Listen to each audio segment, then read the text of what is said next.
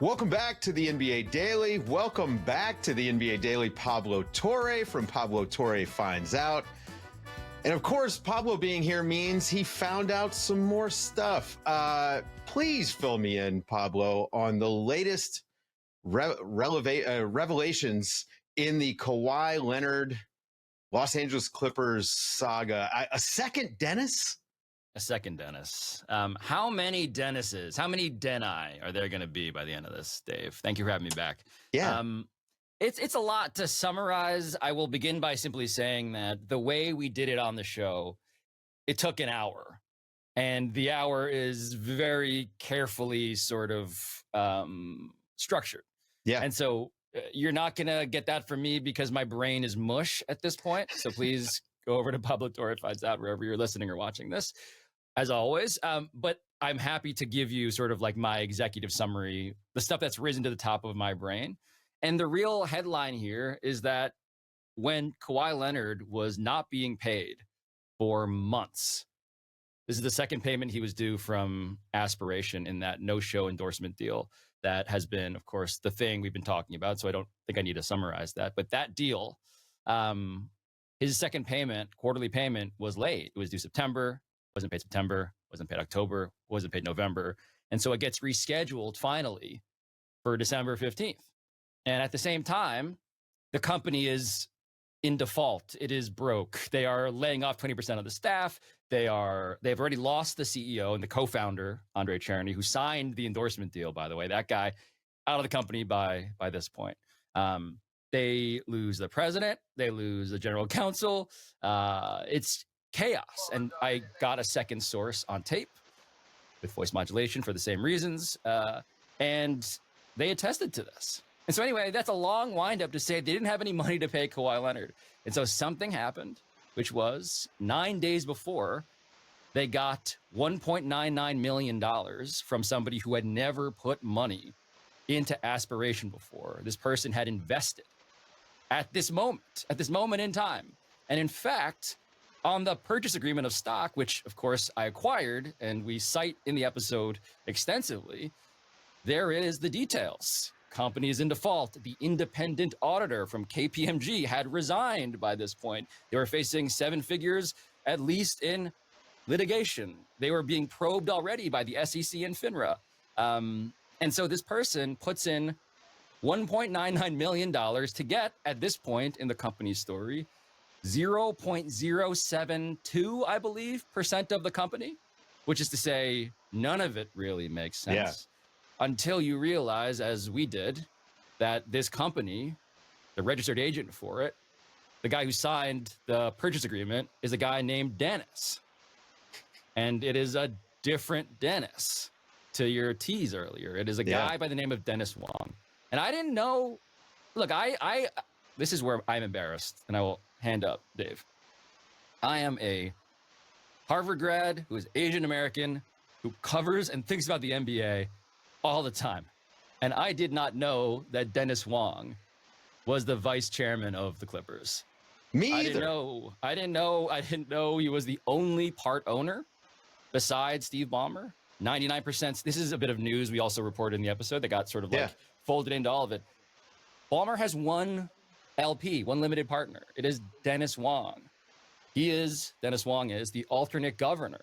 He was at the Board of Governors meetings this week alongside Steve Ballmer. And the thing about Dennis Wong is that Dennis Wong is also Steve Ballmer's college roommate at Harvard.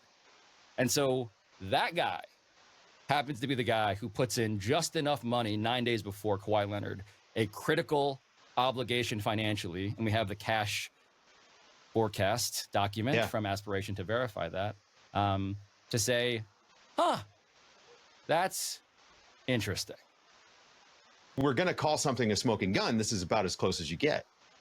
Yeah, it's rare to have documentation on every level that I just described. Literally documentation, bank statements for the month of December, and then previous cash forecast, stock purchase agreement, signatures, budgets.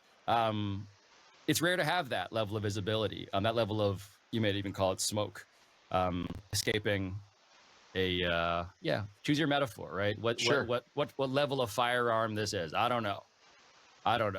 I think that's the debate, by the way, is like, is this a nuclear weapon? Is this whatever? Anyway, the point being that I think that when I think back to like just how to describe this, it felt like the thing that was too high a bar to clear that we wound up clearing with a level of clarity that you just don't get.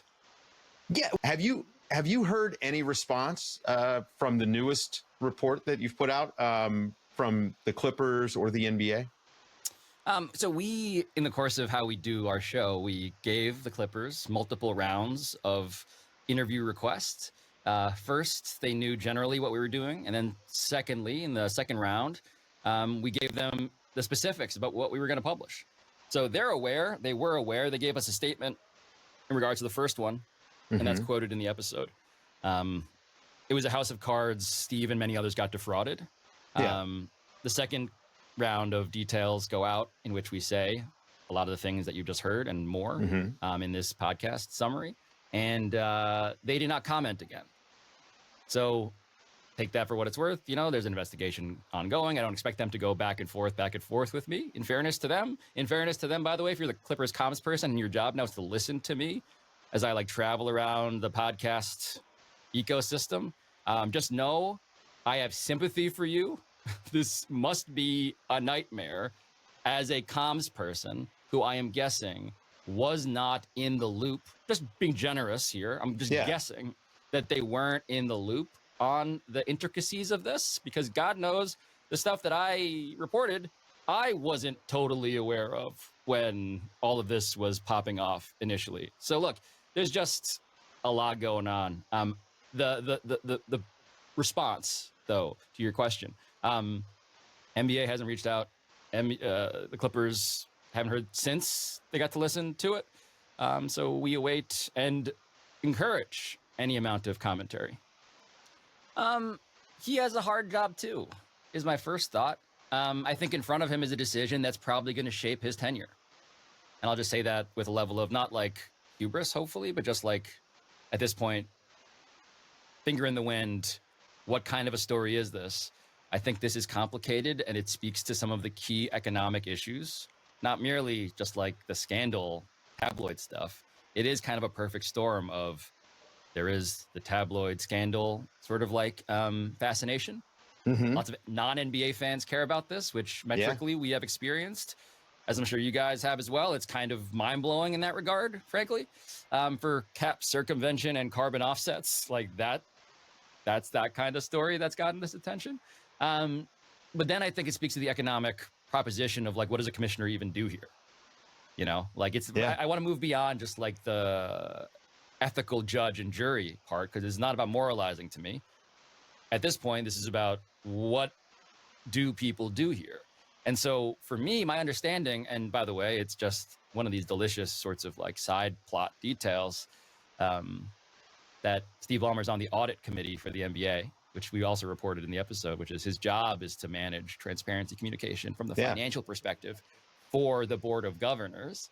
And so here is this guy talking to the room, the big room at the board of governors, I am told. And this is also the context for that. I say all of that to say that when it comes to what a team spends and how it's capped, how it's regulated via second aprons and so forth, of course, you have the frustrations historically from small market teams. You have the frustrations from large market teams. You have the frustrations from teams that are owned by public companies, effectively. You have the frustrations from teams that are run by people who are rule abiding. And I think there are probably some out there, just to be generous again. So in that context, but also that cynicism, I think it's important for people to realize that what you spend has actually an effect on the most important economic aspect of the league. Like, what are these teams valuated at? Right. What do they spend to get that, whatever, fill in the blank $1 billion thing? So my point is, if a commissioner does not have this as sort of like number one, almost nightmare scenario, on top of the press stuff, on top of the subplot stuff around and by the way, there's so many other branches of this, but in terms of just like, what would the board of governors want to talk about? What they What did they not talk about in the big room? I think a lot of it has to do with the economics of the league itself all the time. And look, it was funny in the episode we did, the second episode we did, which was an argument with Mark Cuban. He was Team Ballmer. I was Team Shitting Bricks. I think today, as we talk, I feel pretty good about the size of the bricks, let alone their density, for the record. But I say that to say that Mark told me something in the episode, which I will use as just a general descriptor for how some owners, and he's a minority owner, 27% of the Mavericks, of course, still, former controlling owner. He said, if this is true, if your reporting is true, then it's over. It's worse than Joe Smith. It is worth a punishment in excess of what Joe Smith and the Glenn Taylor and the Kevin McHale and the T-Wolves saga a quarter century ago was, inflation adjusted. And I think that is, frankly, a thing I hear a lot. Now, if I'm hearing it personally, keep in mind, I'm probably hearing from some people who want to tell me that because I'm the guy reporting this stuff, which seems to demand some level of serious, unprecedented accountability, which I think is warranted based on just like the weighing of evidence and just the scope and all the things I was just referring to. I also think, though, that everybody's realistic that this is Adam's decision. So to me, like we could, and we do in the episode, by the way. Here is the letter of the law as described. It is direct or circumstantial. Can it be rationally explained?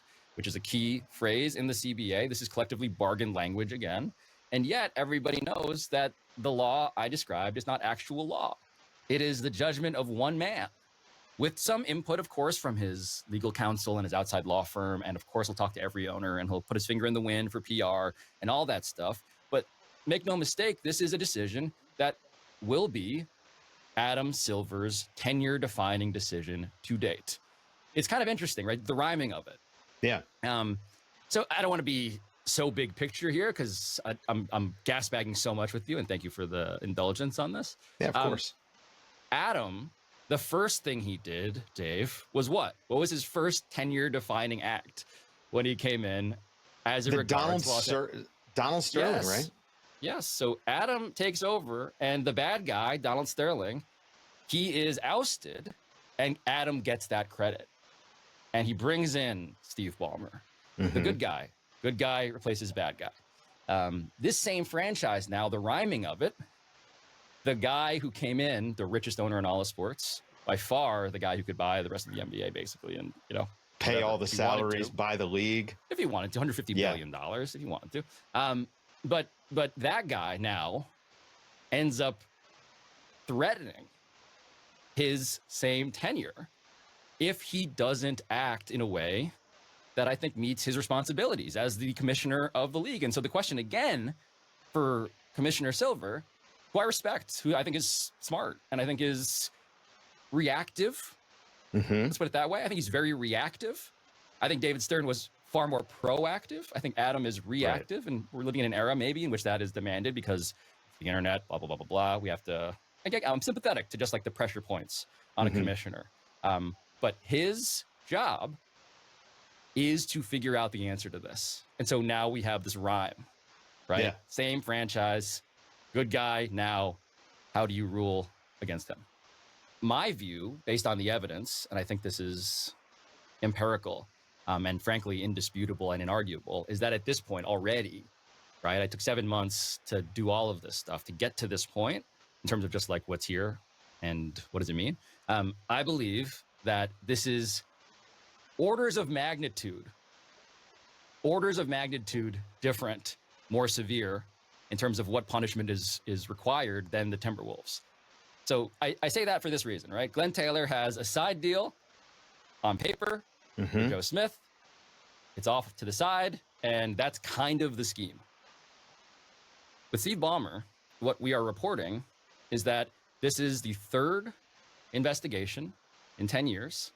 2015, there was a punishment. 2019, there's investigation. Cardinal sin, that's Adam's framing around this, but no evidence, so no punishment. And now we have an investigation in 2025 that speaks directly to 2019. Same characters, same premise. And now the league is reckoning with, this is not merely a one-off out of nowhere. This is a third investigation. So I just begin with that. And then you get to what's happening. And so, frankly, the number one piece of documentary indicting evidence is the Dennis Wong story. That's because, to me, it's a level of clarity that we just have not seen before in terms of the paperwork. So I don't want to even rehash that. I think, Dave, you get that intuitively. I've talked about that at length. But that's just like, 9 days later at a time when he had never invested in the company before, blah, blah, blah, blah, blah, blah, blah. I just don't, I welcome, and we reached out to Dennis Wong, to Dennis Wong's daughter, who worked at Aspiration, which is a meaningful detail, as well as everybody else, didn't find or hear anything resembling an explanation. And I welcome that. Can someone please explain that to me is one thing, because maybe I'm missing something, but I don't think I am. That's just the first thing. The second thing, though, to just go big picture, is the fact that this deal was never announced by anyone. So I'm open to all of there was a secret side deal brokered by Uncle Dennis directly with Aspiration and the Clippers. No one at the Clippers knew, even though, of course, Steve Ballmer tells Ramona Shelburne that he was the one who made the introduction, and there's documented email introduction in November of 2021. At that point, we're led to believe that whatever happened was Kawhi and the sponsor, Kawhi and Aspiration. The fact that it was never announced, and the fact that, and I'll fold in as a B bullet point, A and B, that he was paid a total value of $48 million to do nothing. And in exchange, timeline-wise, Steve Ballmer had previously put in $50 million, and no one ever knew publicly about any of this. The question I would have is why? And I just haven't heard a good explanation for why the sponsor, Aspiration, would want no one outside to be aware that there was anything resembling a deal when they already had a deal with the Clippers. So anyway, I think that's the second one. I feel like that's 2 and 3. I think I'll put as a bronze medalist, I think.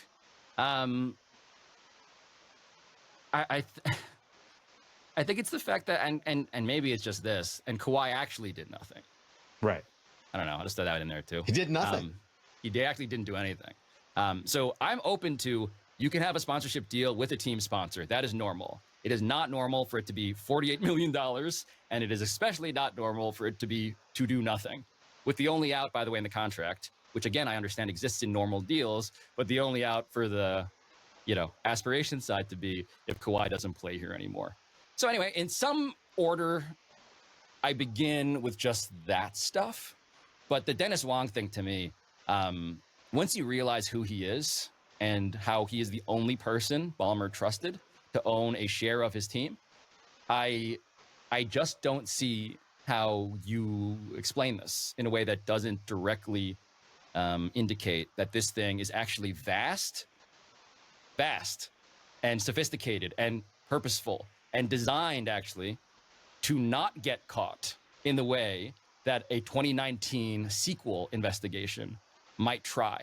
And I think they accomplished that, if not for the fact that, the company that they partnered with to deceive the NBA ended up also scamming Steve Ballmer and lots of other people. I think that's the reason why we're talking today. Before I let you get out of here, because I'm sure that you still have more to do on this story, what message? I'm tired though, Dave. Oh man, I'm expecting 2 more parts to this story. So I gotta do some I gotta remind people that this is an unsustainable pace. That I gotta see my daughter. That there's non-NBA stuff that I gotta do on the show. We had the streaker story, by the way, which also fun. We had the greatest streaker of all time as an interview. That was a Tuesday episode. Followed it up with this. And we just got to get back to some other stuff for a while. But I do think that, of course, I'm interested if anyone out there has anything to help me with. But I also want to be clear that, to my point, it's just hard to do. And that's why when people say, how could they be so stupid?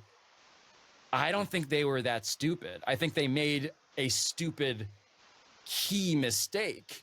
But the scheme as being revealed and orchestrated and engineered was chess. It was absolute chess in a way that allows people to spin for as long as they have. Yeah, I mean, the plausible deniability here is through the roof. And if the company never fails, none of this comes to light. I mean, I don't see a scenario where anyone finds out about this if it isn't for the failure of the company and then the preceding investigation. But I want to ask you, what sort of message does it send to the league and to fans if this isn't enough evidence to hammer the Clippers and to actually mete out some punishment? Yeah, I think that I would just quote Adam's own words, right? This is a cardinal sin. I grew up Catholic. I was an altar server. I'm told that cardinal sins are the worst ones, maybe the worst one. I am told also that integrity of the game is paramount. I am told that when it comes to what the NBA values as an economic concern, fair play, which you can see, by the way, scandals over in Europe, right? Yeah. What money is not being disclosed? How are people getting advantages that give them advantages over rule abiders? There's also just the premise of precedent, right? Like, the reason I say this is orders of magnitude beyond is that this, if it's not dealt with at the level of, let's just call it, the highest degree of severity, right? I think you've basically said to everybody, here is the roadmap for how to treat the most cardinal rule of the NBA as a suggestion, as opposed to what feels like a rule. And so I'm just trying to see it from their perspective. Like, as a fan, which is your question, I'll get to that now. I would have incredible, what's the word I want to use to be careful? I would have incredible frustration with believing that this game is actually on the up and up. Yeah, It's like, I don't know how you avoid that. I don't know how you avoid that premise that how can you trust the product if at the highest levels the cardinal sins are being governed in this way. I don't know. What do you think on that, Dave? Because I'm curious. I don't want to be the only. I'm not the judge and jury. I just am trying to put together what logically seems correct.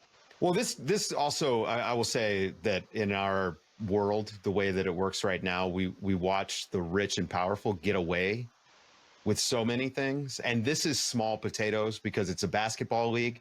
But I think that I probably echo a lot of people when I say that I'd like to see the hammer dropped on some cheaters. And it's a little bit of comeuppance.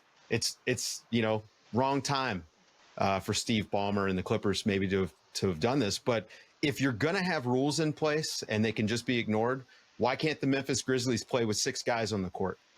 Why can't the Golden State Warriors put a 4-point line? If the rules are arbitrary, you no longer have the sport. So what's the point, And I think that you're right to put it in 2025, right? So think about just the larger question of credibility that any sport faces, but particularly the NBA, which has a concurrent. By the way, it is kind of surreal that simultaneous to this, the NBA also announces, talking Wednesday, NBA announces, also we're investigating Malik Beasley for what he did in alleged gambling contest. And that's another episode of the show that we did. Right. So what I'm saying is that there are multiple parallel, almost existential questions around what is this sport and can you trust it as a sport to put your money on, as a sport to put your money in, as a sport to spend your, frankly, like time and energy caring about. And by the way, I have sympathy, right? Like, everybody, of course, what they want is a fair product that everybody can feel comfortable gambling on, buying tickets for, buying merch for. I'm arguing about with the knowledge that in sports, and this is, I think, your larger sort of like big picture social observation, in which sports does resemble a meritocracy. I love sports because it is ostensibly a place where people need to care about fair play. Now, I am not, of course, so naive as to think that it is the arbiter of fairness. There are lots of scandals all the time that we investigate. Sure. But the premise of, do you care enough to punish it when it's presented in front of you, feels like and not to belabor this, it feels like a very hard question for Adam Silver on one level and a remarkably easy one on another. I think the question I always ask myself, as maybe Donald Sterling and the people punishing him at that point did, right? When Silver said, or effectively facilitated the sale of the team to Steve Ballmer, I think one question he probably had was, which character am I in the documentary? Right? In X number of years, when the documentary is made about this time, who am I going to be? And I urge anybody who is considering this seriously to ask themselves that question. It's the question that I ask myself when I'm making episodes. What is this going to look like in the future, as well as right now? And I think on that level, I'll be blunt, I don't think it's a very hard call. But that's personally just my